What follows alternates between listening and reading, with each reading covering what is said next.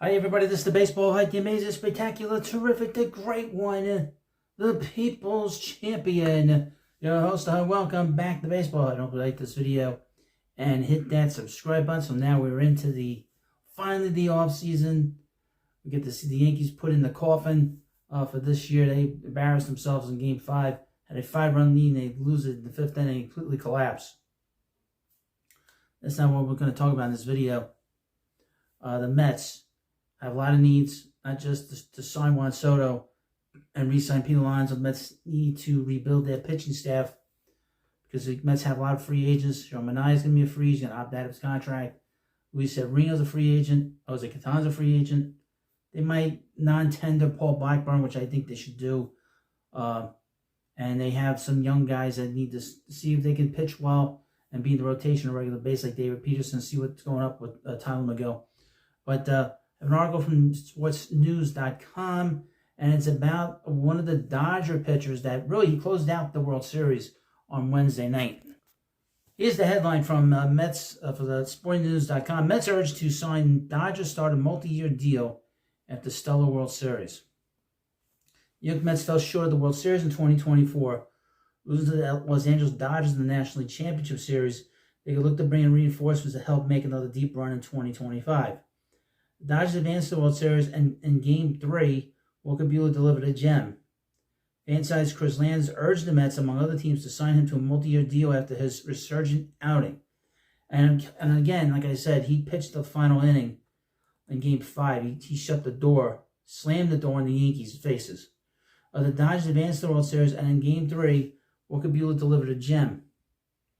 Quote, suddenly it was 21 all over again.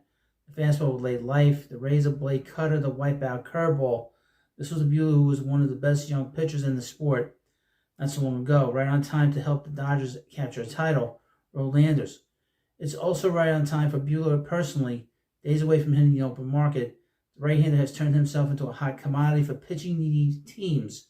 Injury risk aside, here are three who should be willing to hand him a multi-year deal. Now, obviously, the Mets going to need some pitching help, as I said. He is a high-end pitcher. He is injury-prone. Buehler allowed 2 hits across 5 shutout innings in Game 3 of the Fall Classic. And obviously pitched the last inning of the World Series. His last start before that against the Mets, he went 4 scoreless innings. His regular season was the worst of his career, but he may have found new life in the postseason.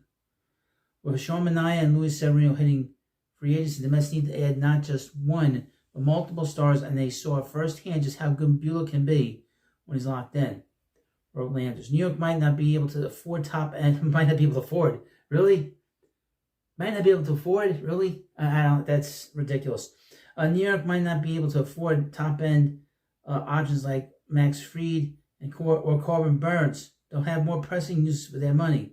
But Buehler could represent a real steal, the opportunity to significantly upgrade their pitching while still shelling out for the likes of Juan Soto and Peter Alonso.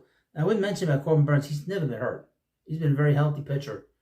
And Max Fried, but the idea the Mets can't afford, the Mets can afford. That is not a problem. This guy's a little late on the uptake.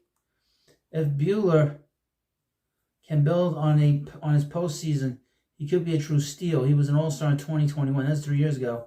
Starting 33 games and earning Cy Young Award votes. A series of injuries has affected his play.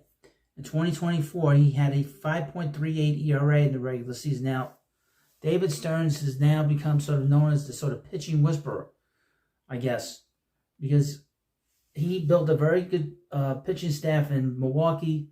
He built a very good bullpen in Milwaukee. He had 2 of the best closers in the game over the last 10 years. And Josh Hader for a while, and then, of course, Devin Williams. And he was able to really piece together a very interesting pitching staff for the Mets this year. Because nobody thought the Mets would have any kind of pitching, any kind of chance. Some people in New York were saying the Mets had the worst pitching in Major League Baseball, which turned out to be ridiculous on its face because of the history of Stearns in Milwaukee. And that proved to be right because he put together a very good pitching staff, and he wasn't afraid to get rid of people if they didn't pitch well. He was very quick to get rid of people. If they didn't pitch well, they were out of here. And he did his best to improve the team in the middle of the season. Now, Walker Buehler, I don't think that he's a multi-year deal guy on the surface of this.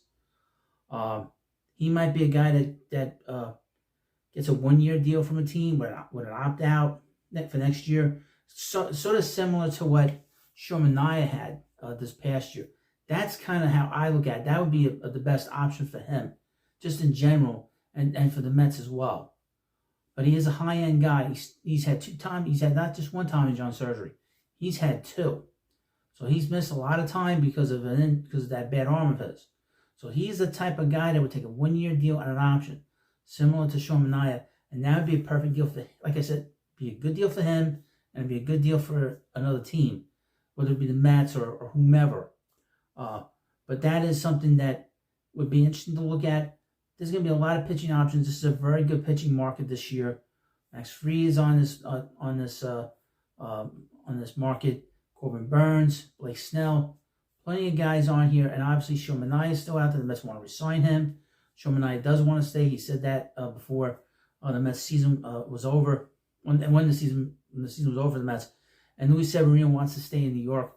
So the Mets still have plenty of options, and Kodai Senga's coming back. The Mets have some starting pitching on the horizon that could be ready by June or July of next year. So the Mets have plenty of options here, just on the surface. And you don't know if they're going to make a trade for some pitching help. Maybe they trade some of their minor leaguers for a trade, for a starting pitcher.